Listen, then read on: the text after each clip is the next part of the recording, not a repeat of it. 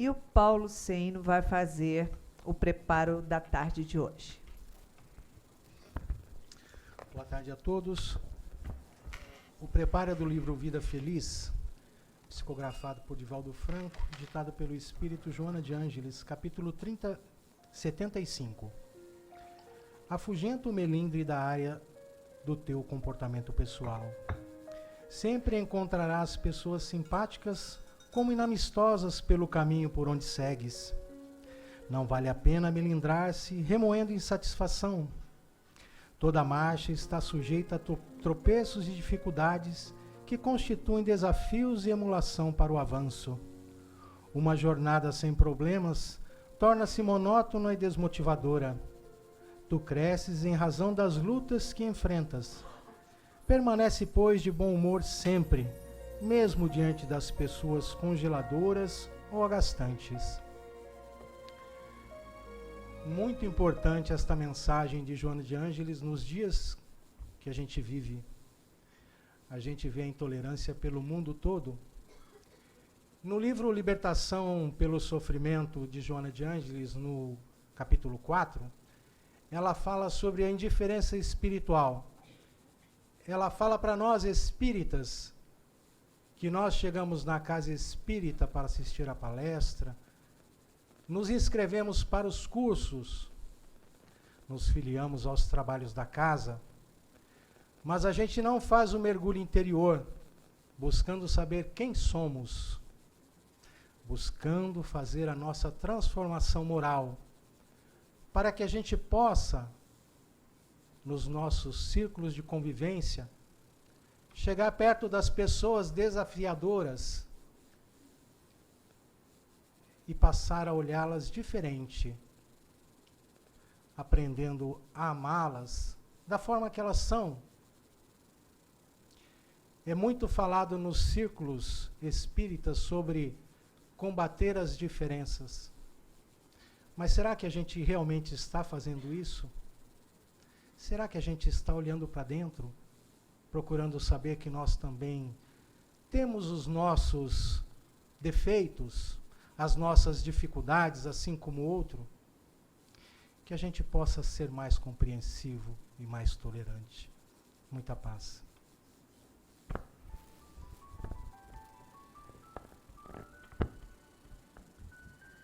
Jesus, bondoso Mestre, amigo, que nos acolhe, que nos abençoa na tarde de hoje, onde é que viemos, Senhor, buscar a paz, sentir a paz que há em Ti, também dentro de nós. Assim pedimos, Senhor, que nos ilumine a mente e os corações. E a Ti, Joana de Ângeles, nossa mentora amorosa, pedimos que envolva com o Seu carinho, a Sua inspiração, a Sua alegria, o Luiz Mário, trabalhador da casa, nos estudos que ele preparou para a tarde de hoje, nos entendimentos da doutrina. Graças a Deus.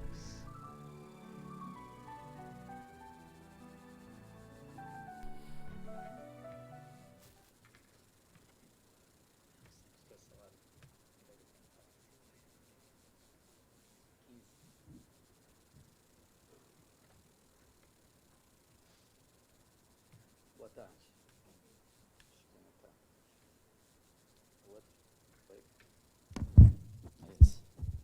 Boa tarde para vocês. É bom tê-los aqui depois de um carnaval maravilhoso, né? Nas sociedades ocidentais antigas, né, na Grécia antiga, na Roma antiga, eles tinham essas festas, né? Eram as Saturnálias. E na Grécia eram as bacanais, né, que dá o termo, que a gente, né, fica assustado quando ouve falar o termo bacanal, a gente já pensa, né, em alguma coisa assim, meio licenciosa. Mas os gregos tinham as festas a Dionísio e os romanos tinham as Saturnálias, né? Eram festas dedicadas a Saturno. Saturno era uma divindade castradora, né, em verdade. Mas as pessoas saíam às ruas e lá existia um fundamento religioso para essas festividades, né, onde elas buscavam se expressar de uma maneira diferente, os seus desejos e tal. Os cristãos, quando chegou o cristianismo, as Saturnálias e as festas a Dionísio já existiam há muitos séculos, né? Faziam parte da cultura. E o cristianismo ele sempre teve um movimento de inculturação, né? O cristianismo nunca aculturou as sociedades onde ele penetrou, né? Muito pelo contrário, ele se acomodou às sociedades em que ele estava, tá? Então, por exemplo, nós comemoramos o aniversário de Jesus no dia 25 de dezembro, que é o solstício de inverno no hemisfério norte, né? É onde tem o dia mais longo, tem a noite mais longa, portanto o dia mais curto. No outro dia, o que vai começar a acontecer? As noites vão começar a ficar menores. Então, as festas pagãs, que os cristãos vão chamar de quem não é cristão de pagão. Então, as festas, né, essa festa do final de dezembro era o retorno do carro de Apolo, que Apolo é o deus do sol, é o deus do sol, né? Então, quando você tem a noite mais longa, significa que na noite seguinte ela vai ser o quê? Mais curta. Apolo está voltando. Essas festas já existiam há séculos. O que é mais fácil? Você se adaptar às festas ou você dizer que não deve existir nenhuma festa? Não é verdade? Então, o nascimento de Jesus é colocado no final de dezembro, embora ele tenha nascido ou no final de abril ou no início de maio, né, é a data mais presumida para o nascimento de Jesus. Por quê? O gado, as ovelhas, todos os animais estão ao relento ou eles estão abrigados dentro de uma cocheira, dentro de um estábulo? Eles estão todos ao relento. Imagina no frio desértico da Judéia, você ter animais em pleno inverno, né, ali. Não tem sentido. Obviamente que Jesus não nasceu no inverno do hemisfério norte, ok? Mas o aniversário dele é colocado no dia 25 de dezembro, exatamente porque é o solstício de inverno, né? Os dias começam a ficar mais longos e as noites mais curtas. Aí você pega uma carta de Paulo, Paulo vai dizer o quê? Que os cristãos são do dia, eles não são da noite, né? Que os cristãos são filhos da luz e não da escuridão. A gente entende por que isso aconteceu. Obviamente que a Saturnália e as festas dionisíacas celebravam a chegada da primavera no hemisfério norte, né?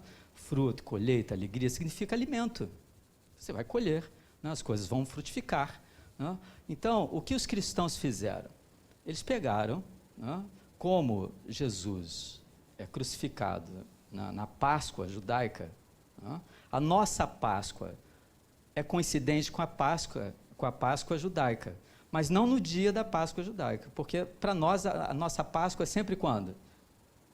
No domingo, porque o nosso calendário é solar, nosso calendário não é o quê? Lunar. Então, mas a gente segue mais ou menos o calendário lunar, né, da tradição hebraica ou judaica. Mas o fato é que é sempre um domingo, não é? Por quê? Porque é a festa mais importante do cristianismo, mais do que o nascimento de Jesus. Para nós é o quê? É a ressurreição, ok? Então os cristãos pegaram, né, essas festas do hemisfério norte, da Europa, né, e que nós chamamos de carnaval, porque vem do latim carnevale, né, o que vale, qual é o valor?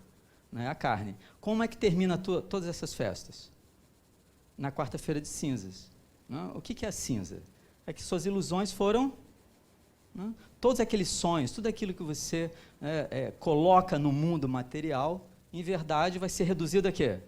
A cinzas. Então, essa ideia já existia, eles aproveitam, né, como o número 40 é um número significativo para a tradição hebraica, né, quanto tempo Noé ficou na arca? 40 dias, 40 noites. Quanto tempo Jesus ficou meditando na montanha, antes de iniciar a vida pública dele? 40 dias, 40 noites. Né? Quanto tempo o povo, né, da letra, os hebreus, ficaram no deserto? 40 anos. Okay? Então, você vai ver, né, que 40 não significa exatamente 40 dias. Assim, não é uma coisa... É uma ideia de que há um tempo de transformação, de mudança para o indivíduo. Daí que a cristandade toda celebra o quê? Quando chega a quarta-feira de cinzas, quando você olhou para tudo que você se divertiu, né? Você colocou suas alegrias ali, o que acontece com elas no tempo, no Cronos? Elas são pulverizadas, viram cinzas. E a partir daí, então, é possível, com essa desilusão, que não é uma desilusão é uma coisa ruim. Eu fui muito amigo do professor Hermógenes, né? E as pessoas às vezes pediam entrevistas com o professor Hermógenes, um pioneiro do yoga aqui no Brasil, né? Elas chegavam muito sofridas, né? Porque o Hermógenes apresentava uma yoga que resgatava as pessoas para a dimensão da felicidade do sagrado, não era corpo, simplesmente.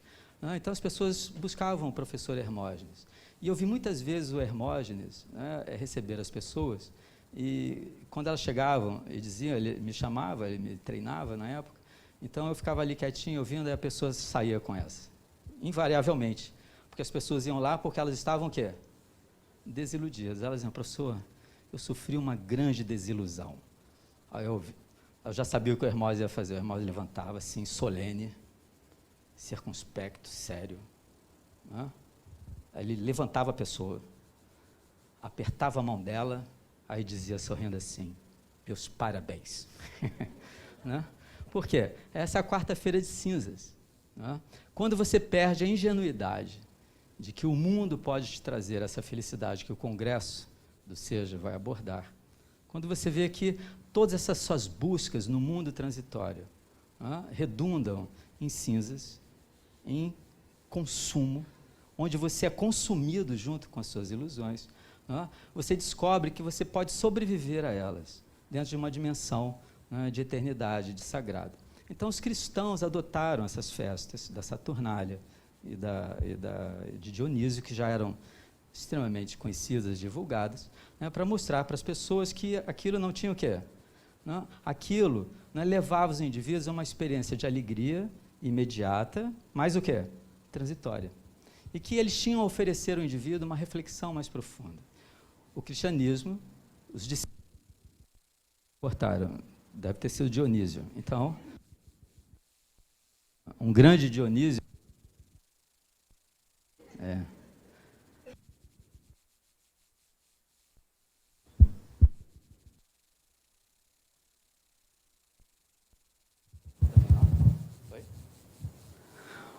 ou foi Saturno ou foi Dionísio. Eu não estou falando contra eles, não. Obviamente que eu estava conversando com o Iraci, o espiritismo ele não é normativo, ele não é moralista. Embora nós extraiamos das nossas convicções espirituais, filosóficas e científicas, o espiritismo tem um modelo científico forte, filosófico, a gente extrai uma moral disso. Mas nós não somos o quê? Moralistas. Então, nós não somos normativos. Nós não dizemos para as pessoas, em nenhuma instância, o que elas devem e o que elas não devem fazer. Elas devem seguir a sua própria consciência. Nós educamos as pessoas. Né? Esducere, tirar de dentro. Então, a educação não é algo que eu impinjo a uma pessoa. Eu não obrigo uma pessoa a assumir o meu valor e a viver de acordo com o meu entendimento de mundo. Não é uma obrigação. Mas eu posso fazer o quê pela pessoa? Eu posso raciocinar com ela, eu posso esclarecê-la, eu posso ajudá-la a pensar por si mesma e ela autonomamente decidir por si mesma. Isso é com cada um. Então, a grandeza assim, da doutrina cristã espírita é exatamente o quê? Nos trazer para uma adultidade. Né? A Iraci estava falando para mim de um termo que ela entrou em contato, né, que é a adultescência. Né? O espiritismo, em verdade, nos traz para quê? Para a adultidade, você viver como um adulto. Uma pessoa que se autodetermina, uma pessoa que faz escolhas e que paga os preços das suas escolhas. Não é isso? Se você vai a um restaurante e come, o que você tem que fazer no final? Pagar a conta. Não tem nenhum problema você se divertir, né? Mas você sabe que tem o que no final? Não tem almoço grátis, não é isso? Então, você está usando corpo, você está usando energia, né? Você está usando relacionamentos. Isso implica, né, em condutas, em comportamentos que devem beneficiar a todos. Por isso que os Espíritos ensinam que a lei de Deus é o bem de todos. Então, sempre que você tiver que fazer uma escolha, você tem que perguntar se aquilo é um bem para todas as outras pessoas, quando você está escolhendo isso. Então, quando os cristãos escolhem esse momento, eles escolhem exatamente porque a Saturnália, né, e as bacanais caíam exatamente nessa data, que antecede quantos dias? 40 dias a festa da Páscoa dos judeus, que, então, é um momento de reflexão para a cristandade, né? A gente já se divertiu em várias existências, hoje a gente sabe o quê? Que isso aqui não é playground só, você pode continuar se divertindo, mas de uma outra maneira, com uma visão espiritual do mundo. Então, as suas diversões agora são tocadas pelo sagrado. Então, são 40 dias, onde tem quantos domingos? 6 domingos. Tá? A gente, que é da tradição espírita, né, cristã espírita, a gente não pensa, não lembra dessas coisas. Mas há 2000 anos, os cristãos se preparam para a Páscoa, onde a gente medita, onde a gente ora, onde a gente se abstém de determinadas atividades, exatamente porque é um momento de reflexão, de aprofundamento, para você viver a ressurreição do Senhor no domingo, né? O último domingo, o 6º domingo da quaresma. Quaresma é uma palavra na nossa língua que veio do latim, que significa o quê? 40ª, ou seja, são 40 dias. São 40 dias de meditação, 40 dias de oração, 40 dias de aprofundamento das questões.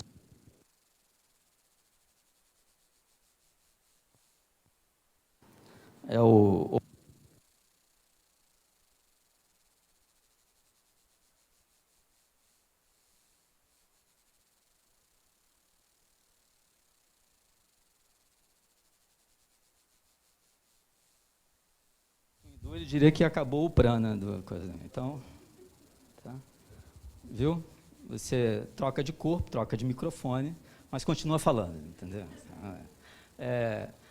Então, quando eles fizeram isso, né, eles criaram um momento muito interessante para os cristãos de todos os séculos. É um momento de aprofundamento. Então, são 6 domingos. O último domingo é o domingo de Ramos, em que Jesus entra em Jerusalém. O próximo domingo é a ressurreição dele, naquela semana. E ali compreende praticamente todo o Evangelho de João. Eu acho interessante eu fazer essa digressão, porque houve o Carnaval, primavera está aí, a primavera não, o outono, né, para nós, né, o hemisfério sul está chegando, e nós somos herdeiros dessa tradição, onde devemos buscar o essencial e o sagrado nas cinzas da nossa ilusão. Ok? Então, era muito comum os cristãos queimarem os ramos, né, do domingo de Ramos, que as igrejas tinham, e eles queimavam, guardavam as cinzas, e no ano seguinte, o que eles faziam? Eles andavam o dia inteiro, não precisam fazer isso, mas eles faziam uma cruz na testa e ficavam com ela, para lembrar o quê? Que eles são cristãos, que esse mundo é transitório, e que nós buscamos como cristãos o quê? Uma felicidade que é eterna. É dessa felicidade que o Congresso do Seja vai falar, ok? Não vai ser a felicidade do mundo, eis que vos dou a paz que o mundo não vou dar. Não é a paz do mundo, é sempre um armistício, né? Um acordo entre 2 conflitos. Né? Quando você sai de um conflito, de uma dor, e as coisas se acalmam, você já fica pensando em quê? O que vem por aí, não é verdade? E a pessoa fica ansiosa, angustiada, temerosa do que vai vir, do que vai acontecer. Porque é uma experiência comum, universal. Nós vivemos num mundo dual, onde as coisas estão bem agora e depois estão ruins. E muita gente, quando está num momento ruim, no vale das sombras e da morte, elas se desesperam e fazem bobagem. Né? Mas depois do vale, o que vem? O Senhor não está no vale, ou Ele está presente? Como é o Salmo? Mesmo que você ande no vale da sombra e da morte, eu estou contigo. Eu te aliviarei, estarei contigo lá. Então, é um convite, então, para todos vocês que frequentam o Seja, de que usem esses 40 dias, né, da quaresma para mergulhar no entendimento profundo do cristianismo. E o Kardec, né, ele vai trazer um estudo para a gente, que era se pediu para eu falar. Cadê? Tem o obsessom, tem o obsessovídeo. Eu não sei se teria um outro nome melhor, depois vocês me deem inspiração. Então, a ideia, né, a Iraci pediu para fazer um estudo do item 4, é o meu computador?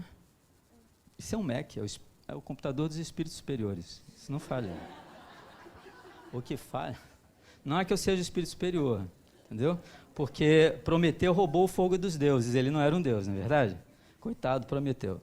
Mas o Steve Jobs, quando veio das regiões transcendentais, né, ele inventou o Mac. Né? Vocês já sabem de onde veio o outro. Né, qual é o nome dele? Não. Do PC. Hã? Não, é o Windows. Veio do umbral, né? O Windows foi projetado no umbral. Vírus. E tal. Tem algum problema? Não, ele está aí. Oliviane, ela faz a desobsessão dos computadores aqui. Né? Ela trabalha na mesa mediúnica, midiática do SEJA. Vê como ela é humilde, se ajoelha e tudo, diante do computador. Ela é uma fofa linda. Eu sou um burro. Eu tenho retardo mental digital. Ela está exportando para a nuvem. Olha só. Criando arquivo. Isso. Tem uns slides interessantes.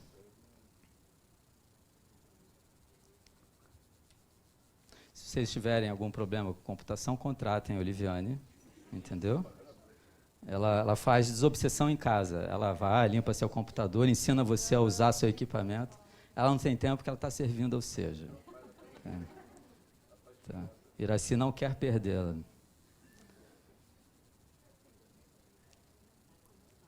Vou começando? Então, o capítulo 21 do Evangelho segundo o Espiritismo, o título dele é Haverá falsos cristos e falsos profetas. Então, Kardec, quando se retirou, naquele ano sabático, que o Carlinhos estava falando aqui hoje, né, ele compôs uma obra monumental, que é o Evangelho segundo o Espiritismo, onde ele recolhe vários trechos dos Evangelhos. É praticamente 70% do Evangelho segundo o Espiritismo, vocês já aprenderam, de tanto que eu repito isso, é o Sermão da Montanha. Né, e o resto. Lucas, outras passagens de Mateus e de Tiago e de Paulo e de Marcos, né?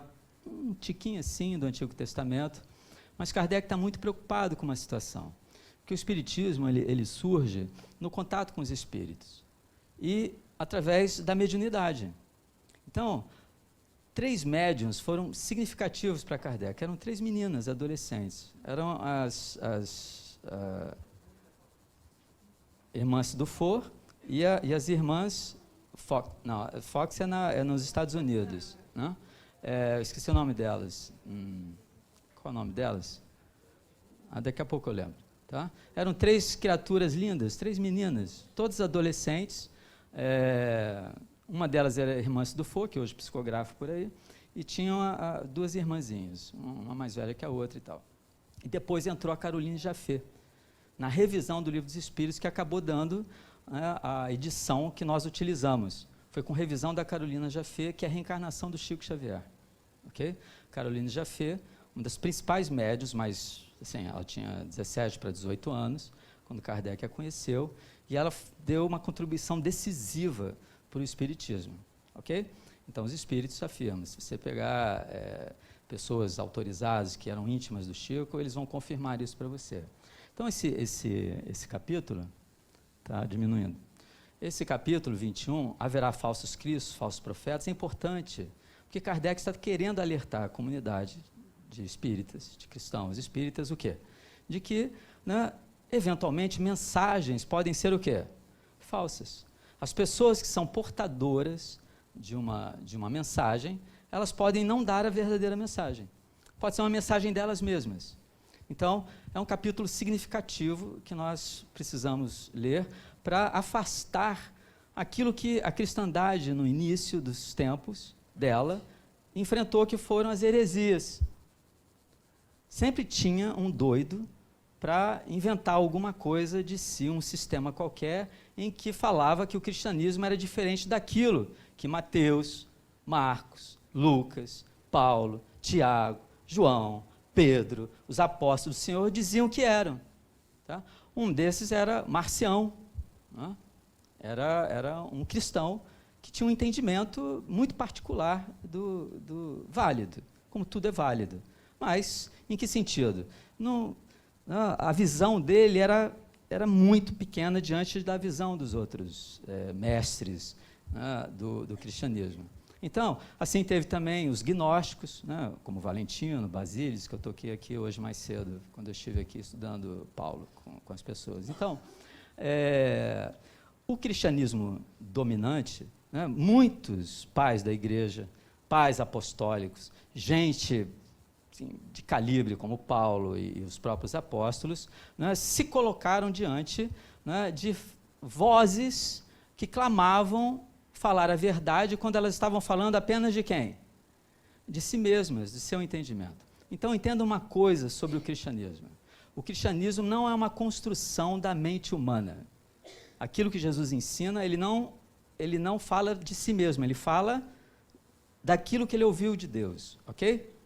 Então, quando você fala alguma coisa que Deus te disse, quando você é um porta-voz do Senhor, quando você fala sobre aquilo que Deus fala, como ele não fala aqui no mundo, ele não tem boca para falar, né? Então, ele usa a boca de quem? De um humano.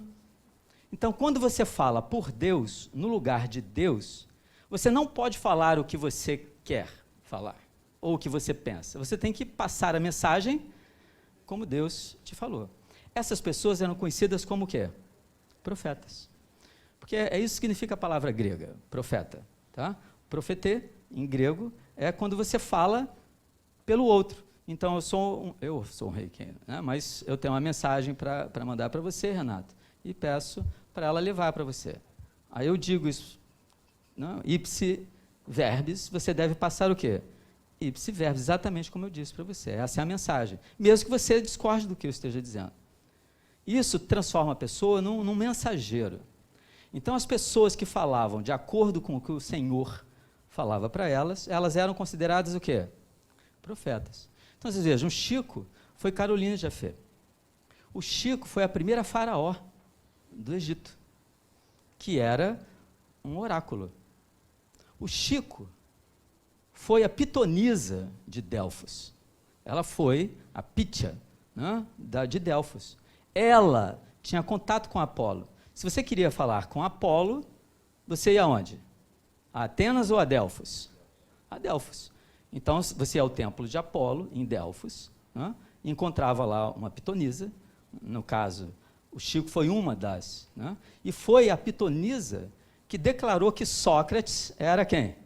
O homem mais sábio que existia encarnado na Grécia naquele momento, né, que provocou toda uma mudança na filosofia grega.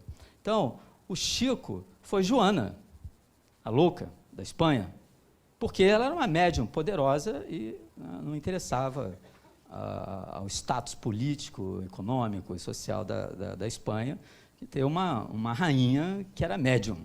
Né? Então, você veja que ser um profeta tem muito a ver com ser médium, onde você traduz a mensagem de alguém para o mundo, como você também é um médium de Deus. Jesus era médium dos espíritos ou de Deus?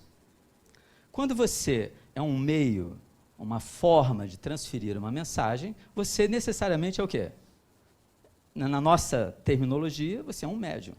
Tá? Mas isso é ser um profeta. Então, de onde vem essa ideia? Tá? Não tem como apagar aqui? Não sei. E? Muda para mim, eu estou mudando aqui no computador. Pô, um indigente mental, né? Tá? Então, esse é o capítulo 21. Olha só como Kardec o construiu. Conhece a árvore pelo fruto. A missão dos profetas, que nós temos 15 minutos para falar. Prodígios dos falsos profetas, porque eles fazem prodígios, não criais em todos os espíritos, João fala isso. Instrução dos espíritos. Aí tem 4 mensagens. Os falsos profetas, São Luís. Caracteres do verdadeiro profeta, Erasto, discípulo de Paulo. Os falsos profetas no mundo espiritual, ou seja, na erraticidade, Erasto, discípulo de Paulo. E Jeremias e os falsos profetas. Jeremias, que é um profeta, e os falsos profetas. Luís, que é o rei santo da França, que aparece lá. Nessa cidade fala. Você vê que todas as datas no Evangelho segundo o Espiritismo são de 61, 62, 63, porque ele foi lançado quando? Em 64. Okay? Você nunca vai ver mensagens depois de 64. É impossível. Você vê de 60, Kardec tinha um calhamaço de mensagens vindas de toda a Europa. Muda para mim. Então, esse é o texto. Qual a ideia que as pessoas têm de profetas? O dom do quê? De adivinhar o futuro. Porque se você fosse um rei e quisesse fazer uma guerra, você buscava o quê? Um oráculo, se você fosse um grego, não é verdade? Tá? Então, ou você ia a alguém que fazia manteion, que vai dar mancia, que vai dar o quê? Quiromancia, cartomancia, que é uma leitura nas vísceras dos animais, ou então no farfalhar das folhas, no vento, quando você faz a pergunta. Em verdade, tudo isso traduz uma lei que chama-se sincronicidade. Hoje as pessoas vão a cartomante que traz seu marido em 3 dias. Ou você joga o tarô, você busca a astrologia.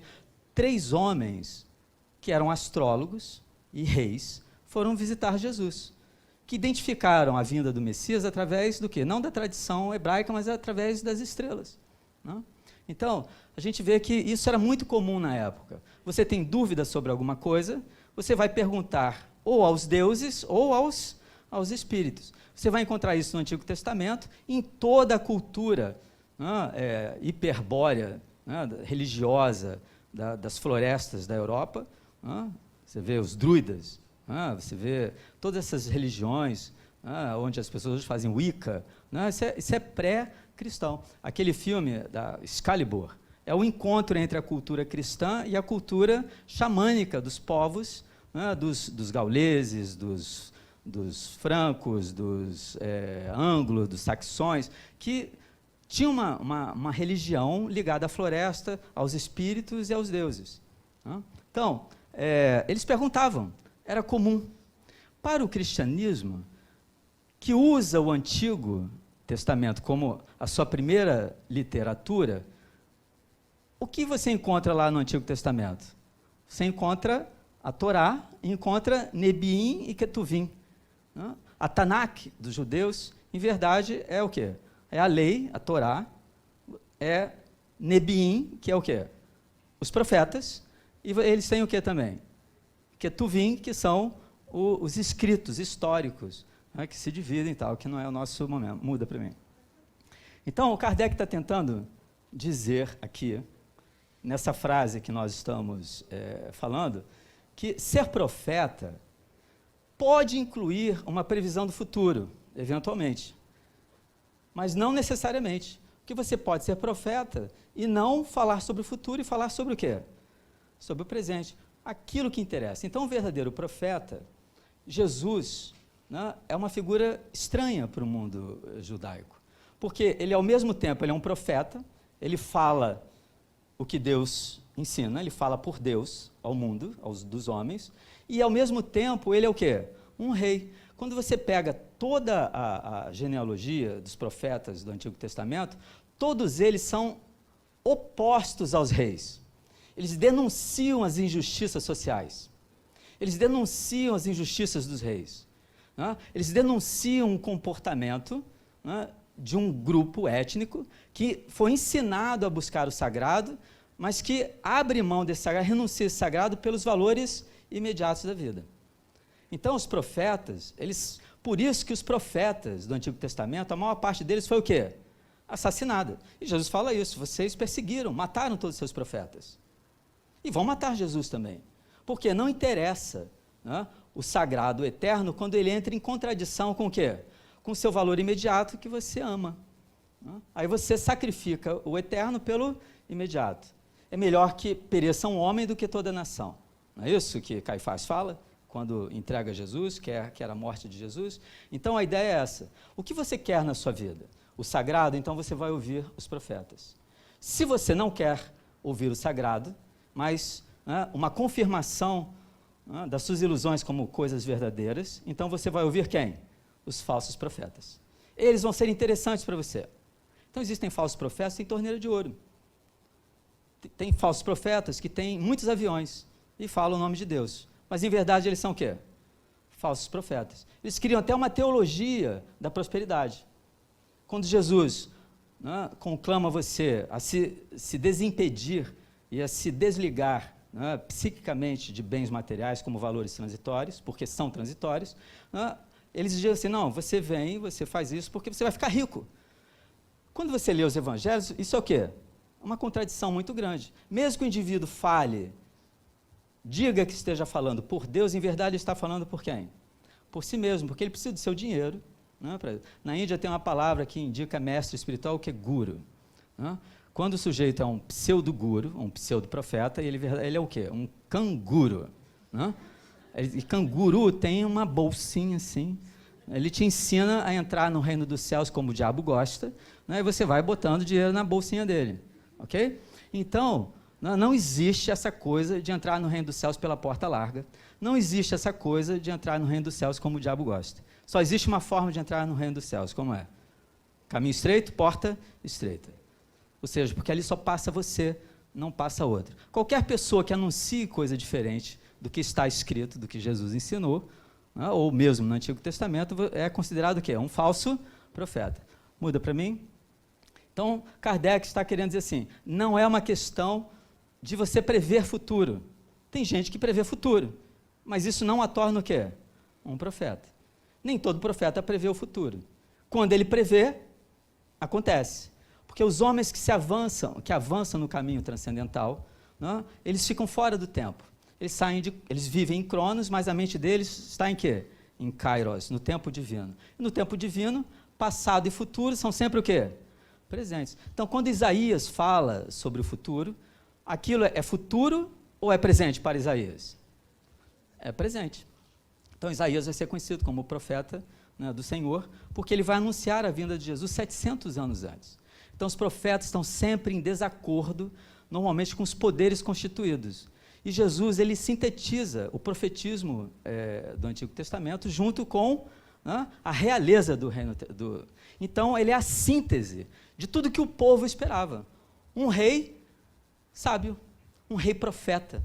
Porque quando os profetas chegavam ao reinado, eles perdiam a sua capacidade de falar com Deus, porque eles estavam falando só do quê? Do seu poder. Né? Então, você diz que vai distribuir justiça para o mundo, você faz parte de uma cadeia de eventos onde você funda um partido político, você diz que vai equalizar a economia, quando você chega lá, você faz o quê? Olha só, acabou, não é verdade?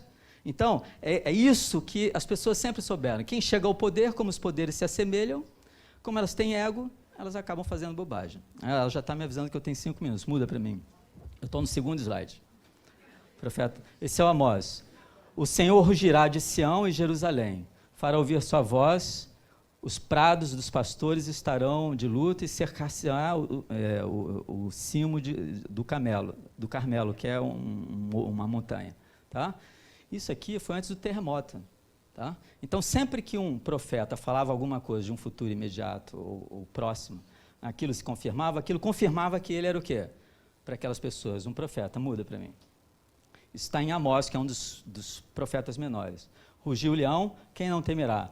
Falou o Senhor Deus, quem não profetizará? Isso é uma coisa interessante, porque Amós, que é um profeta, ele questiona, quem não profetiza? Todos nós podemos ser profetas? Se você fala no lugar de Deus, aquilo que a divindade quer comunicar, você é o quê?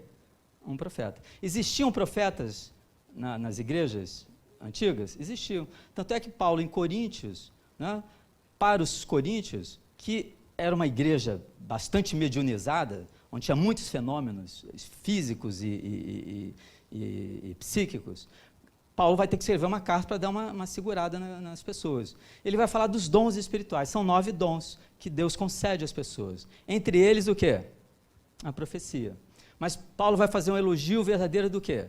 Do amor. Porque ele vai dizer que a ciência passa, a profecia também passa. O que permanece? O amor. Então, o centro cognitivo de um cristão é o amor. O amor é que antecipa tudo. É o amor que soluciona e dá uma solução adequada para qualquer futuro possível. Não importa o que vai vir na sua vida. A palavra de Deus que foi anunciada é sempre em relação a quê? A uma vivência de amor. Seja o que for que venha acontecer na sua vida, como você vai solucionar isso? Com amor. E o que é o amor? É o não eu. É uma renúncia de si mesmo em favor do outro. Porque quando você está amando, você sempre abre mão de si mesmo. O seu marido gosta da casca e da ponta, e você ama a casca e a ponta. O que você faz? Você dá... Aí, no final de 40 anos de casado, eles assim, eu sempre gostei do miolo. Entendeu? E você não fica com raiva dele. Muda. Em hebraico, é nabi ou navi. Tá? Muda. O que significa essa palavra, em hebraico? Eles que têm uma tradição profética. Significa um vazio, significa uma boca aberta. Olha que interessante. É o sentido profundo da palavra nabi, que vai dar nabiim, que é o plural, que são o quê? Os profetas, aqueles que falam. Se você tem a boca vazia e aberta, você pode o quê?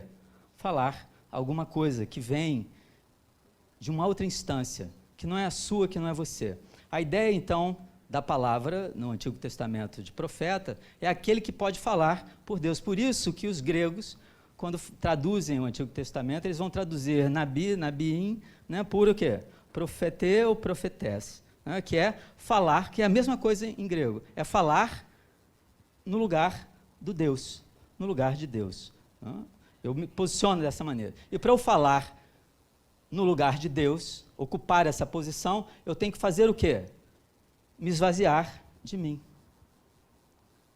Eu tenho que estar aberto ao transcendente, ao sagrado, para poder comunicar aquilo que está para além de mim. Que eu não tenho uma compreensão intelectual, mas que me invade, me penetra e aparece através das palavras humanas. Muda? Pode mudar, pode mudar. Ó, Tanakh, Nebim, profetas, muda. Profeteias, muda. Eis, lhe suscitarei um profeta no meio de seus irmãos, como tu, e porei as minhas palavras na sua boca, e ele lhes falará tudo o que eu lhe ordenar. Então, você veja que existe Deus suscita profetas. Quando você se coloca na posição onde você se esvazia de si mesmo, então você pode não só comunicar o que os espíritos têm para falar para os homens, porque o que os espíritos têm para falar através dos homens para os homens? O que eles pensam sobre a vida ou uma mensagem divina? Então, os espíritos que vêm são profetas que utilizam o quê? Profetas. Se o espírita não for profeta, ele é o quê? Um pseudo-profeta. Se o médium não for profeta, ele é o quê? Um pseudo-profeta. Então, a mensagem pode ser truncada, tanto dos dois lados, simultaneamente, ou um ou outra. Não é isso? A verdade é que os espíritos, como Emmanuel, têm que se esvaziar de si mesmo, ter um Chico que se esvazia de si mesmo, um Divaldo, que pode falar pelo movimento mental de uma Joana ou de um Emmanuel, que estão esvaziados de si mesmos e, portanto, podem comunicar Deus. Você não precisa de um espírito para falar por Deus, basta que você se esvazie de si mesmo. Então, Kardec faz um movimento em que ele alerta as pessoas, para elas não serem falsos profetas, e nem seguirem falsos profetas. Para isso, para que eu possa identificar isso, eu preciso ter um treinamento, onde eu descubro que a palavra de Deus, que já está difundida há 2000 anos na nossa tradição cristã, seja confirmada pelo que os espíritos falam. Eu não posso aceitar que um espírito fale aquilo que o Senhor ensina ao contrário. É simples assim. Então, é fácil identificar, porque por trás de um entendimento pessoal sempre tem um interesse pessoal, quando eu quero divulgar isso. Uma opinião, um senso comum, e não uma realização, onde eu me transformo num instrumento do sagrado, para que o sagrado possa habitar entre os homens. Eu tinha muito mais slides, mas eu não vou passar para vocês. Tinha Isaías, tinha uma turma legal aí. Passa rapidinho, só para o povo ficar com gosto. Tá? Olha, eu coloquei a lista dos profetas do Antigo Testamento. Vai mudando, pode ir mudando, olha só. São lindos, né? Você vê que existe toda uma tradição. Os maiores, os menores, nós cristãos dividimos assim. Os judeus dividem em profetas anteriores e posteriores. Mas é tudo meu. Isaías, querido, vai, muda, Jeremias, Ezequiel, Daniel, que é muito querido nosso, por quê? Porque Daniel vai reencarnar como João, ok? Que vai ser João, o evangelista, que vai ser depois quem? O nosso patrono, Francisco de Assis. Ezequiel, fofoca espiritual, pode ir? Ezequiel vai reencarnar também na época de Jesus. Sabe? Ele vai ser um grande profeta reencarnado. Sabe quem ele é? Estevão. Tá? Estevão, do nosso Paulo Estevão, o primeiro mártir do cristianismo, é a reencarnação de quem? De Ezequiel. Okay? Então, são grandes profetas que Deus levanta, através, inclusive, da reencarnação, para que a mensagem do Senhor se imortalize em nosso coração. Em algum momento, esse convite faça um sentido para nós e que vocês se transformem também em profetas até o Domingo de Ramos, para que o Senhor ressuscite em suas vidas. Muito obrigado, Vânia. Não percam os próximos capítulos, que em 2 anos ele mostra todos os slides. Olha que lindo, Daniel, com os leões.